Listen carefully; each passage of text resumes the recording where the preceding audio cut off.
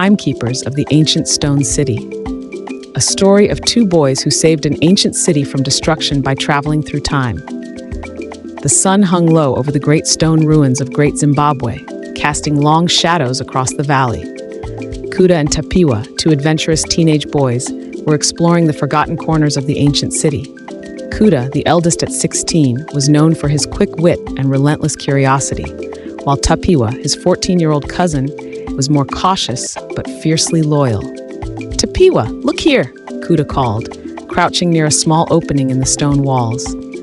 Inside, buried under layers of dust and earth, lay a strange assortment of objects: a copper plate with intricate carvings, a silver spoon shimmering as if freshly polished, and a gold coin etched with symbols neither boy had seen before. "These don't belong here," Tapiwa whispered, his voice laced with awe. "They look otherworldly." As Kuda reached for the copper plate, a warm, pulsating energy surged through his hand. The symbols on the coin began to glow, and the spoon trembled as if alive. Before either could react, the world around them dissolved into a blinding whirl of light. When the light faded, the boys found themselves standing in a bustling marketplace, unlike anything they had ever seen. The air was filled with the aroma of unfamiliar spices, and the people wore vibrant robes adorned with golden beads. Yet the towering walls of Great Zimbabwe in the distance assured them they had not left home, only they were now centuries in the past. "Is this our ancestors' time?" Tapiwa asked, his voice trembling. Kuda nodded, clutching the coin tightly. "It must be. Look, the walls are still being built." A man approached, his face painted with traditional Shona designs. "Makorokoto, young ones," he greeted. "You do not look like you belong here." Before they could respond, the coin in Kuda's hand emitted a soft hum, and they were pulled away again. This time, they landed in a barren wasteland, the air heavy with ash and smoke. The ruins of what appeared to be a modern city lay in the distance. "What is this place?" Tapiwa asked, shielding his face from the acrid wind. "It looks like our future," Kuda murmured, his heart sinking. "But something terrible has happened here." Back in the present, Kuda and Tapiwa sat under a baobab tree, examining the objects that had taken them across time. The copper plate was now etched with new symbols. The spoon emitted faint vibrations, and the gold coin glowed faintly in their hands. "These objects," Tapiwa said, "are not just magical. They are scientific, but beyond anything we understand." Kuda nodded. "They must have been left by someone, or something. Maybe the ancestors spoke of this." The boys visited an elder, Sekuru Nyasha, who told them of an old legend about visitors from the stars who gifted humanity with knowledge but warned against greed and destruction. "Perhaps," the elder mused, "you are chosen to uncover their secrets." Using the objects, the boys began piecing together clues from the past and future. In the distant past, they met the original creators of the objects, beings of light who spoke in harmonious tones. The beings explained that humanity's choices would lead to either prosperity or ruin. In the future, the boys saw the consequences of exploitation and environmental neglect. As they traveled, they encountered resistance. In the past, some ancestors saw them as threats, accusing them of witchcraft. In the future, survivors of the ruined world doubted their mission to restore balance. Even in their present, no one believed their tales of time travel, dismissing them as mere dreamers. Over countless leaps through time, Kuda and Tapiwa gathered fragments of knowledge and artifacts, each revealing a part of the grand mystery. The copper plate, when aligned with the stars, revealed coordinates to key events. The spoon acted as a stabilizer, allowing them to control their leaps. The coin was a key, unlocking portals to specific moments in history. In the end, the boys uncovered the event that set their world on the path to destruction, a betrayal in the distant past that led to the misuse of the alien technology. By correcting this, they altered the future, restoring balance and ensuring a world where humanity thrived alongside nature.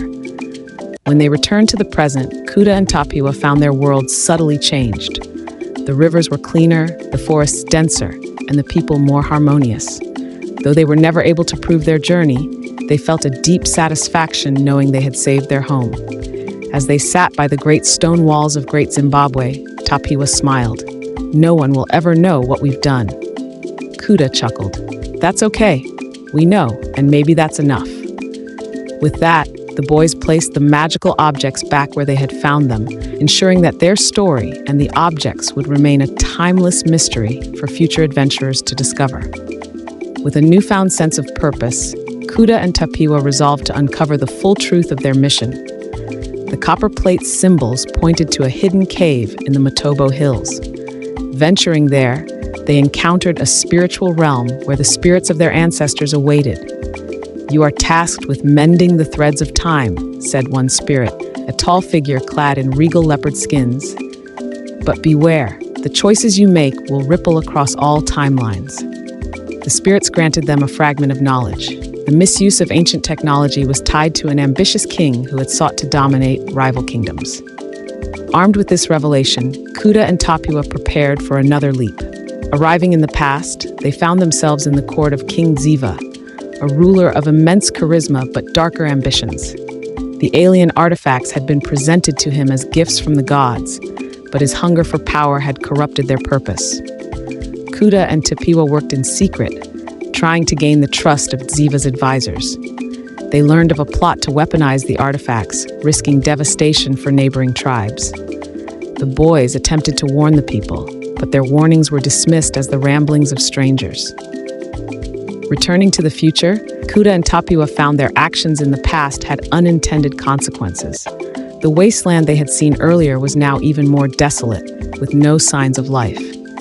The boys despaired, questioning if they were capable of saving their world. As they explored the ruins, they discovered a hidden message from the beings of light. Balance is the key. Undo greed, restore harmony. Encouraged, the boys resolved to make things right. Their journey led them to the sacred ruins of Dambashava, where they encountered a mysterious figure called the Keeper. The Keeper, an ageless being, guarded a repository of alien knowledge. "The artifacts you hold are both a gift and a curse," the Keeper warned. "To wield them wisely, you must unite the wisdom of the past with the foresight of the future." With the Keeper's guidance, the boys learned to fully unlock the potential of the spoon, plate, and coin, preparing them for the challenges ahead. Kuda and Tapiwa's next leap brought them to an ancient site known as the Nexus of Time, located deep in the Zambezi Valley. The Nexus was a convergence of timelines, a place where past, present, and future collided. The air crackled with energy, and visions of different eras shimmered like mirages. Here, they met the spectral guardians of time, beings who existed solely to maintain balance. One guardian, with a voice like rushing water, warned them, "The threads of time are fraying. You must act swiftly, or the Nexus will collapse, unraveling all history." To stabilize the Nexus, the boys needed to retrieve a missing artifact hidden in the depths of history. The copper plate symbols pointed them to their next destination. The copper plate guided them to a turbulent period of Zimbabwean history, where rival tribes waged war over fertile lands. The artifact they sought was held by a revered elder of a besieged village. Kuda and Tapiwa realized they had to mediate a fragile truce to gain the elder's trust. Disguising themselves as wandering healers, they used their knowledge of both past and future to solve disputes and heal the wounded. Slowly, the tribes began to listen. The elder, impressed by their wisdom, revealed the location of the artifact, a sacred grove protected by fierce warriors. The boys entered the sacred grove under the cover of night. The artifact, a crystal that resonated with the copper plate, rested atop an ancient altar. As they approached, the warriors guarding it emerged from the shadows, demanding to know their intentions. Kuda and Tapiwa pleaded their case, revealing the glowing coin and spoon as proof of their mission. The warriors, initially skeptical, relented when a sudden surge of light from the artifacts illuminated the grove, showing visions of the Nexus collapsing. "Take it," said the leader of the warriors. "But remember, the balance you seek to restore affects us all." With the crystal in hand, the boys leaped forward in time to a world that was neither the wasteland they had seen before, nor the harmonious world they sought to create. Instead, it was a chaotic mix of both, with cities partially rebuilt, but plagued by unrest. They discovered that their previous actions had altered some events, but had failed to address deeper issues of greed and division. In a bustling market, they met a rebel leader who claimed to have knowledge of the beings of light. She carried a fragment of another artifact, which she offered to share if the boys could help her unite her fractured people. The rebel leader, named Tariro, revealed that her fragment of the artifact had been passed down through generations as a symbol of hope. However, her people were divided by distrust and old grudges. Kuda and Tapiwa devised a plan to bring them together, using their knowledge of history to highlight moments of unity and strength. Through speeches, demonstrations of the artifact's power, and acts of diplomacy, they began to heal the rift. Tariro, inspired by their efforts, handed over the fragment, completing another piece of the puzzle. "You are closer to your goal than you realize," she said, "but the hardest trials still lie ahead." Kuda and Tapiwa's journey took them to a secluded valley where ancient stones whispered secrets in the wind. The stones, etched with cryptic symbols, were said to hold the memories of those who had once guarded the balance of time. As they studied the markings, the boys discovered that the stones responded to their presence, glowing faintly as they traced the patterns with their fingers. The whispers grew louder, forming coherent words. The key lies within the shadow of the baobab. Determined to follow this lead, they prepared for another leap, knowing that each step brought them closer to the truth and greater danger. The boys arrived in a land where a colossal baobab tree towered over the plains, its shadow stretching far and wide. Beneath the tree's sprawling roots, they found a hidden entrance to an underground chamber. The air inside was thick with the scent of earth and something metallic. Deep within the chamber, they discovered an ancient map inscribed on a wall. The map depicted timelines branching like rivers, with a marked convergence point glowing faintly in the dim light. It was clear this map held the key to navigating the timelines and solving the mysteries of the artifacts. But before they could study it further, the ground began to tremble, and a voice echoed from the darkness. "You have awakened the Guardian. Prove your worth." A spectral figure emerged from the shadows, its form shifting and shimmering like liquid light. The Guardian's voice boomed. "Balance cannot be achieved without sacrifice. You must choose between preserving the past or securing the future." Kuda and Tapiwa hesitated, unsure of how to respond. "We seek balance for all," Kuda said firmly. "There must be a way to protect both." The Guardian extended a hand, revealing two glowing orbs, one blue representing the past and one gold representing the future. "Prove your resolve by uniting these without letting them consume one another," it commanded. The boys worked together, using the artifacts to channel energy into the orbs. The challenge tested their trust and teamwork, but their determination prevailed. The orbs merged into a radiant white light, and the Guardian nodded in approval. "You have passed. The path is yours to walk." With the Guardian's blessing, the map on the wall became fully visible, its details glowing brightly. It revealed critical moments in history where interference had caused the timelines to destabilize. Each marked point came with a cryptic symbol, hinting at events that needed correction. The boys noted a particular point in time where a massive divergence occurred, marked by a symbol resembling the copper plate. "This must be where it all started," Tapiwa said. "We need to go there." They prepared to leap once more, feeling the weight of the map's revelations. As they activated the artifacts, a new resolve filled them. They were no longer just fixing events, they were guardians of time itself. Kuda and Tapiwa landed in a bustling city at the height of Great Zimbabwe's power. Merchants traded goods from distant lands and the heirs with prosperity, yet the harmony was deceptive. Beneath the surface, tensions brewed between factions vying for control of the kingdom's resources. The boys realized that this was the pivotal moment where greed had first begun to fracture the unity of the kingdom. They identified a young advisor to the king, a charismatic but manipulative figure, as the source of the discord. Infiltrating the court, Kuda and Tapiwa worked to expose the advisor's schemes. But as they delved deeper, they uncovered a shocking truth. The advisor had discovered the alien artifacts and was using their power for personal gain. The boys knew they had to stop him before his actions set the timeline on its destructive course. Kuda and Tapiwa ventured into the ancient Kariba Gorge, following a lead about the Whispering Stones, said to contain the voices of those who once safeguarded time itself. The stones stood in a crescent formation, etched with runes that seemed to shimmer under the moonlight. As they approached, a gentle hum filled the air. Whispered phrases in a language they couldn't fully understand began to overlap, growing louder. Tapiwa touched one of the stones, and his mind was flooded with visions, glimpses of timelines diverging and reuniting. One whisper became clear: find the bridge between knowledge and wisdom, or all will be lost. The whispering stones led them to a remote village hidden in the eastern highlands. The villagers, living in harmony with nature, claimed to be descendants of an ancient tribe tasked with preserving balance. The boys soon learned of an artifact fragment, the last piece needed to stabilize the Nexus. However, the fragment was lost in a flood generations ago. Undeterred, Kuda and Tapiwa offered to search the flooded riverbed. With help from the villagers, they built a contraption to dive deep, using their understanding of the artifact's powers for guidance. Their efforts unearthed the fragment, but it bore an ominous crack. The cracked fragment glowed faintly, pulsing erratically. The village elders warned that it might destabilize further timelines if not repaired. Guided by the elders, the boys sought an ancient craftsman rumored to possess the knowledge to mend such artifacts. Their journey took them to the Mwenezi River Valley, where they found the craftsman living in isolation. He agreed to help, but demanded a price, a glimpse of their memories from the future.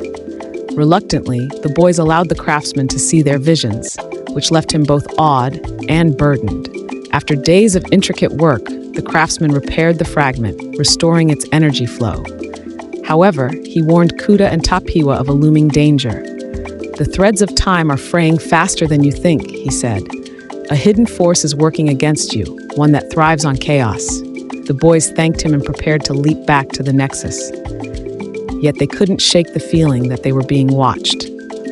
Shadows seemed to follow them, and whispers carried on the wind spoke of betrayal and sabotage. Back at the Nexus, the boys attempted to integrate the repaired fragment into the timeline. As they worked, a figure emerged from the shadows, a man they recognized from their earlier travels, the young advisor to King Ziva. Now much older, the advisor revealed himself as the saboteur. He had used stolen knowledge of the artifacts to leap through time, sowing discord for personal gain. "You think you can restore balance?" he sneered. "I've seen the future, and power belongs to those who seize it." A struggle ensued, with the Nexus itself reacting violently. Timelines flickered and shifted around them as the boys faced their greatest challenge yet. With the artifact fragments collected, Kuda and Tapiwa found themselves drawn to a mysterious location called the Forge of Eternity. Hidden deep in the Chimanimani Mountains, this ancient site was said to be where the beings of light first created the time-traveling implements. The boys placed the fragments on an altar in the forge, and a blinding light engulfed the chamber. As the artifacts reassembled, a holographic projection of the beings of light appeared. "The balance is near," they said, "but a final piece remains, buried within the heart of a forgotten king." Following the being's guidance, the boys traveled back in time to a period when Great Zimbabwe was in decline. They sought the tomb of the forgotten king, a leader whose name had been erased from history due to his misdeeds. The tomb was hidden beneath the ruins of a crumbling palace. As Kuda and Tapiwa explored its dark corridors, they faced traps set to protect the king's secrets. At the center of the tomb, they found a chest containing the final piece of the Nexus key. But as they retrieved it, the ghost of the forgotten king appeared, challenging them to justify their actions. The forgotten king, a towering specter cloaked in shadows, accused the boys of meddling in forces they could not comprehend. "I was cast aside for my ambition," he said, "yet you seek to undo my legacy." Kuda and Tapiwa argued that balance, not ambition, was their goal. They shared visions of the destroyed future, showing how the misuse of the artifacts had doomed humanity. The king, moved by their sincerity, relinquished his claim on the key and allowed them to leave. "Restore what I could not," he said as he faded away. Back at the Nexus of Time, Kuda and Tapiwa assembled the complete key. The energy of the Nexus surged as the artifacts glowed with renewed power. The threads of time began to weave back together, mending the frayed timelines. The spectral guardians of the Nexus appeared once more. "You have done well," they said, "but the final choice remains: restore the natural course of history or create a new path entirely." The boys debated fiercely. Should they return everything to its original state or leave their improvements in place? Finally, they chose balance over control, trusting humanity to grow from its mistakes. The Nexus stabilized, and the boys returned to their present. The Great Zimbabwe they knew had changed subtly. Rivers flowed clearer, communities were more united, and the ruins seemed to hum with a quiet energy. Though their journey was over, Kuda and Tapiwa carried the weight of their adventures. They buried the artifacts deep within the valley, ensuring they could not fall into the wrong hands again. As they walked back to their village, Kuda turned to Tapiwa. "Do you think they'll ever know what we did?" Tapiwa grinned. "Maybe someday, but for now, let them wonder." Kuda and Tapiwa returned to the Nexus with Teriro's fragment, but something felt off. Shadows flickered unnaturally around them, and an eerie stillness filled the air. As they prepared to integrate the new fragment, a figure emerged, an ally turned betrayer. It was Ziva's advisor, now revealed as a timeless manipulator who had used the artifacts to disrupt balance for personal gain. "You think you've won?" he sneered. "You've only tightened the noose around Time's neck." Before the boys could act, the advisor activated a device crafted from stolen fragments, sending ripples of chaos through the Nexus. Time began to splinter. The boys found themselves in overlapping realities, each a version of Zimbabwe shaped by different choices. In one, Great Zimbabwe never rose, leaving the land fractured and isolated. In another, advanced technology had turned the kingdom into an unrecognizable industrial empire. Kuda and Tapiwa struggled to navigate these unstable timelines, their connection to each other weakening with each leap. They realized the advisor's chaos device had to be stopped before the splinters became permanent. After endless leaps through distorted realities, the boys were finally reunited in a desolate space between timelines, a void where time and matter converged. Here, the beings of light appeared once more, weakened but resolute. "The Nexus is failing," they said. "You must restore the fragments and confront the chaos at its source." With the being's guidance, the boys crafted a plan to disable the advisor's device and stabilize the timelines. But the beings warned, sacrifices will be necessary. To fully repair the Nexus, Kuda and Tapiwa needed one last piece, hidden in a timeline where Great Zimbabwe's rulers had aligned with the beings of light, creating a utopia of harmony and progress. This timeline was guarded fiercely, as it represented what humanity could achieve at its best. The boys persuaded the utopian guardians to lend them the fragment, but not without a promise. They would return it once their mission was complete. The guardians, moved by the boys' determination, relented, placing their faith in them. Back at the Nexus, the boys faced the advisor in a climactic battle. Time itself bent and twisted as the fragments clashed, each attempting to assert dominance. Kuda and Tapiwa used every ounce of their courage and intelligence to outmaneuver the advisor, who wielded the stolen power recklessly. In a final act of sacrifice, Tapiwa offered his energy to the Nexus, stabilizing it and weakening the advisor's device. Kuda seized the opportunity to destroy it, unleashing a wave of light that reset the timelines to their rightful course. The Nexus glowed with newfound stability, its threads weaving harmoniously once more. The spectral guardians commended Kuda and Tapiwa, acknowledging their courage and sacrifices. Tapiwa, exhausted but alive, was reunited with Kuda in the present timeline. Zimbabwe, now restored, was subtly different. Its people had a renewed sense of unity and purpose, as if some unseen force had guided them toward a brighter future. Back in their village, the boys discovered ancient texts hidden beneath a baobab tree. These texts revealed that the artifacts had been left not just as tools, but as tests to see if humanity could wield power responsibly. Kuda and Tapiwa realized they were not the first to face such trials, nor would they be the last. Their journey was part of a greater cycle, one that required vigilance and humility. The beings of light appeared to the boys one last time, offering them a choice: return to their normal lives or become stewards of time, guiding future generations in maintaining balance. After much deliberation, the boys chose to remain guardians, ensuring the artifact's legacy was preserved. They buried the fragments in secret locations, leaving clues only for those worthy to find them. Years later, as young men, Kuda and Tapiwa began mentoring others in their village, sharing lessons about unity, respect for nature, and the dangers of unchecked ambition. Though they never spoke of their journey directly, their wisdom shaped the community profoundly. One day, they met two curious children exploring the ruins of Great Zimbabwe, children who bore a striking resemblance to themselves at that age. Kuda and Tapiwa smiled knowingly, feeling the cycle begin anew. The artifacts, now hidden across time and space, began to whisper once more, calling to new adventurers. Each piece held echoes of Kuda and Tapiwa's journey, serving as a reminder of what was at stake and what could be achieved.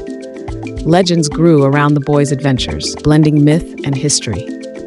Though no one could prove their stories, the spirit of their mission lived on in Zimbabwean culture, inspiring tales of courage and balance. In their later years, Kuda and Tapiwa returned to the Nexus, now a place of tranquility and balance. The spectral guardians welcomed them as equals, their mortal forms transcending into something timeless. Their names became etched in the Nexus's glowing threads, ensuring their deeds would never be forgotten. As the boys turned guardians faded into the light, they knew their mission was complete, but the journey of time itself was far from over. The next leap brought Kuda and Tapiwa to an ancient stronghold deep in the Matobo Hills. Here, they encountered a mysterious archive known as the Rift's Truth, where records of disrupted timelines were stored. Among the faded scrolls and glowing crystals, the boys found references to a catastrophic event called the Temporal Schism, linked to the artifacts. The records hinted that someone from the future had tampered with the past, sowing chaos to control the present. It became clear that their mission wasn't just to fix the artifacts, but to prevent another deliberate disruption. As they examined the archives, spectral figures materialized, the Guardians of the Rift. These beings, sworn protectors of the timelines, had been weakened by the advisor's manipulations. "You are the first to succeed where others have failed," one guardian said. "But the final battle approaches, and you must be ready to confront the root of the chaos." The guardians shared vital knowledge about how to strengthen the artifacts. However, their warning was clear: one wrong choice will unravel everything. The Rift's truth pointed to a hidden city in the depths of the Great Dike, a place lost to history. The city, once a thriving hub of innovation, had been erased when its leaders sought to exploit the artifacts for conquest. Kuda and Tapiwa ventured into the city ruins, where they found remnants of alien technology fused with traditional Shona designs. Among the ruins, they uncovered a forgotten device designed to stabilize timelines, but it was damaged beyond repair. The boys vowed to reconstruct it, using their growing understanding of the artifacts. The device, known as the temporal stabilizer, required rare elements scattered across time. The boys embarked on a series of leaps, gathering these elements from critical points in history. In one timeline, they negotiated with a medieval king for a rare crystal. In another, they bartered with traders on the Swahili coast for an ancient metal. Each journey tested their diplomacy, courage, and ingenuity, but they eventually gathered the materials needed to rebuild the stabilizer. Back in the present, Kuda and Tapiwa worked tirelessly to reconstruct the stabilizer. The device emitted a faint hum as they pieced it together, its energy resonating with the artifacts. Villagers who once doubted the boys' tales now spoke of strange dreams, visions of a brighter world shaped by unity and wisdom. Kuda and Tapiwa realized their journey had not only changed timelines, but also planted seeds of hope and understanding in the people they'd left behind. For the first time, they felt at peace. As the boys settled into their new roles as guardians, they began to notice ripples in the Nexus again. The spectral guardians explained that balance was not a permanent state, but an ongoing process. A new ripple in the timeline pointed to a distant future where technological advances threatened to overshadow cultural heritage and unity. Kuda and Tapiwa debated their role in this new challenge, understanding that they could guide but not control humanity's choices. The boys devised a plan to influence the future without direct interference. They began creating symbols and stories that would be passed down through generations, subtly guiding humanity toward wisdom and balance. Working through art, music, and oral traditions, they embedded the values of their journey into the culture of their time, ensuring that the lessons of the past would not be forgotten. The spectral guardians, sensing that Kuda and Tapiwa's journey was nearing its end, bestowed upon them a final blessing. "You have transcended the role of mere travelers," they said. "You are now part of the Nexus, its stewards and its storytellers." The boys felt the energy of the Nexus flow through them, their connection to the artifacts deepening. Though they knew their active role might one day fade, their essence would remain part of the balance they had fought to restore. Years passed, and Kuda and Tapiwa watched as new adventurers began to emerge. Children who discovered fragments of the artifacts and felt the call of the Nexus. These young travelers, guided by the legends left behind, embarked on their own journeys to understand and protect the timelines. Kuda and Tapiwa, now elders, took solace in knowing that the cycle of guardianship would continue. They quietly observed, offering guidance only when absolutely necessary. One evening, as they sat beneath the stars, Kuda and Tapiwa felt the pull of the Nexus once more. This time, it was not a summons, but a farewell. They leaped together one final time, landing in the heart of the Nexus. The Guardians welcomed them, their forms glowing with gratitude. "Your journey has shaped the course of history," they said. "Now rest. The balance is in capable hands." In the Nexus, Kuda and Tapiwa's essence transformed into an eternal flame, a symbol of resilience and harmony. The flame became a beacon for future guardians, a reminder of the courage and sacrifice needed to protect the threads of time. Though their physical forms faded, their presence remained woven into the Nexus, guiding humanity from the shadows. Back in their village, the legends of Kuda and Tapiwa grew into a cultural cornerstone. Songs, dances, and stories celebrated their adventures, ensuring that their lessons would endure across generations. In a small shrine at the heart of Great Zimbabwe, a single flame burned brightly, said to carry the spirit of two boys who once traveled through time to save the world. Villagers and travelers alike came to light candles from this flame, carrying its message of unity and balance to distant lands.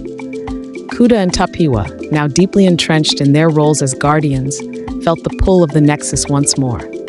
This time, they leapt into a fragmented timeline where echoes of their previous battles reverberated. People seemed aware of events they hadn't yet experienced, and the timeline rippled with instability. In this strange realm, they encountered spectral beings resembling the advisor they had defeated. These echoes warned of a deeper force manipulating time, a being who had existed long before the artifacts were forged. The boys knew they had to delve deeper into the Nexus's history to uncover the source. The spectral guardians led Kuda and Tapiwa to the oldest part of the Nexus, a place untouched by time. Here, they saw visions of the beings of light, creating the artifacts as tools to guide humanity. However, a shadow loomed in the background, a dark figure banished to the fringes of time for seeking to dominate the Nexus's power. This shadow, they learned, was not fully defeated. It had manipulated the advisor and others across history, trying to break free and claim the Nexus for itself. Armed with this knowledge, the boys prepared for the most perilous leap yet. The boys entered the timeline where the shadow had been banished, a void filled with swirling darkness and fragments of broken eras. The shadow, a massive being of pure energy, greeted them with a booming voice. "You are but children meddling in forces you cannot comprehend." Kuda and Tapiwa stood firm, their artifacts glowing brightly. "We've seen the chaos you've caused," Kuda said. "It ends here." The shadow attacked, warping the void and summoning twisted versions of timelines the boys had already saved. Each battle tested their resolve and ingenuity. As the battle raged, Tapiwa noticed something strange. The artifacts glowed brighter when the boys worked together, their combined will strengthening the light. The artifacts respond to unity, he realized. That's how we defeat the shadow. The boys channeled their energy into the artifacts, creating a beam of light that pierced the shadow's form. The shadow screamed, its form unraveling, but not before it warned. Balance comes at a cost. You will never escape its burden. Though the shadow was defeated, its final attack splintered the Nexus, creating fractures in several timelines. The spectral guardians informed the boys that one of them would need to remain within the Nexus to repair the damage, a permanent sacrifice. "I'll stay," Tapiwa said without hesitation. Kuda protested, but Tapiwa insisted. "You're the thinker, Kuda. The world needs your wisdom. I'll guard the Nexus." With heavy hearts, they prepared for their final goodbye. Tapiwa stepped into the Nexus's core, his form merging with its glowing threads. The fractures began to heal, and the timeline stabilized. Kuda watched in awe and sorrow as his cousin became part of the Nexus, a beacon of light that ensured its stability. Tapiwa, Kuda whispered, "You'll always be here." "I'll never truly leave," Tapiwa replied, his voice echoing through the Nexus. "Guide them, Kuda. Teach them balance." Kuda returned to the present, now forever changed. His village greeted him as if he had only been gone a moment, but he carried the weight of countless timelines. Inspired by Tapiwa's sacrifice, Kuda began sharing stories and lessons that reflected their journey. Through his teachings, he hoped to prepare the next generation to face challenges he could only begin to foresee. Kuda buried the artifacts in separate locations, ensuring they would not be misused. Each burial site was marked with symbols only future guardians could interpret. The artifacts were no longer tools for manipulation, but guiding lights for those who would safeguard the balance. As he walked away from the last burial site, he felt Tapiwa's presence in the wind. "It's done," Kuda said softly, "for now." Years passed, and Kuda watched as his village flourished. The people seemed more attuned to nature and one another, as though echoes of the Nexus's harmony resonated in their lives. New legends emerged, blending the boys' journey with traditional Shona myths. Though Kuda never claimed the stories as his own, he smiled whenever children spoke of two heroes who had traveled through time to save the world. On his final journey, Kuda returned to the baobab tree where it all began. He carved symbols into its trunk, messages for the next travelers who might stumble upon the artifacts. The tree, now ancient and wise, seemed to hum with approval. As Kuda sat beneath its shade, he felt at peace. His role as a guardian was ending, but the cycle would continue. In the Nexus, Tapiwa continued his work, ensuring the threads of time remained intact. He watched as new guardians emerged, drawn by the same pull that had brought him and Kuda into the fold. Though his form was now energy, his essence radiated with pride and purpose. The spectral guardians stood beside him, watching over the evolving Nexus. "Your sacrifice has ensured balance," they said. Tapiwa smiled. "And the journey isn't over." Back in the present, a young girl and boy stumbled upon a glowing symbol beneath the baobab tree. The girl picked up a shimmering coin, and the boy found a copper plate. As they touched the artifacts, a faint hum filled the air. From the shadows, Kuda watched. "The journey begins again," he whispered, walking away with a smile. Kuda and Tapiwa, now separated across the dimensions of time, found their roles evolving. Tapiwa, part of the Nexus, began to notice subtle imbalances reemerging. Shadowy forces, dormant for centuries, were attempting to disrupt the fabric of time once more. He sent cryptic dreams to Kuda, urging him to take action. Kuda, in the present timeline, deciphered Tapiwa's messages through symbols etched into the baobab tree. He realized he would need to awaken others to assist him, guardians for the new era. Kuda began teaching young villagers the ancient tales, weaving in lessons about balance, courage, and humility. Two young siblings, Nyasha and Tinashe, exhibited a natural curiosity and ability to grasp the hidden meanings within his stories. Kuda saw in them the same spark that had ignited his and Tapiwa's journey. He subtly guided them to uncover one of the artifacts, the silver spoon, which began to resonate with their touch. Tapiwa, sensing the activation of the spoon, amplified his dream transmissions to Nyasha and Tinashe. The siblings began to dream of past events they had never lived and futures they had never imagined. These dreams guided them to seek Kuda for answers. When they confronted him, Kuda smiled knowingly. "The time has come for you to learn the truth," he said, handing them a fragment of the copper plate.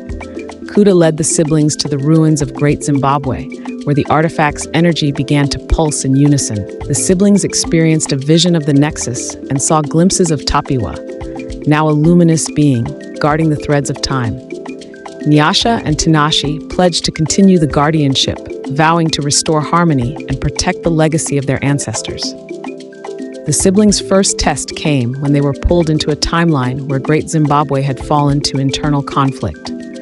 They had to navigate treacherous political schemes and rivalries to prevent the kingdom's downfall.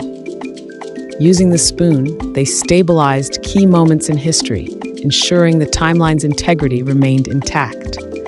Though they succeeded, the effort left them drained and uncertain of their next steps. Returning to the present, Nyasha and Tinashe discovered that their actions had altered their village subtly.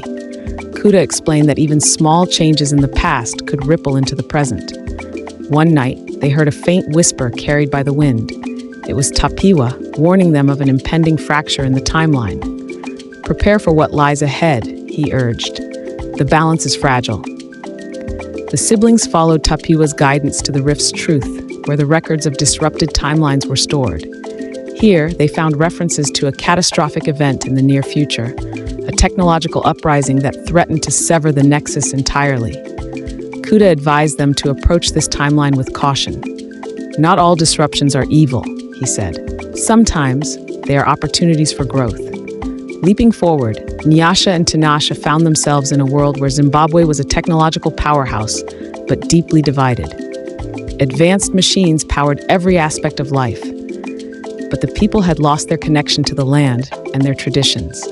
The siblings realized that this future, while innovative, lacked harmony.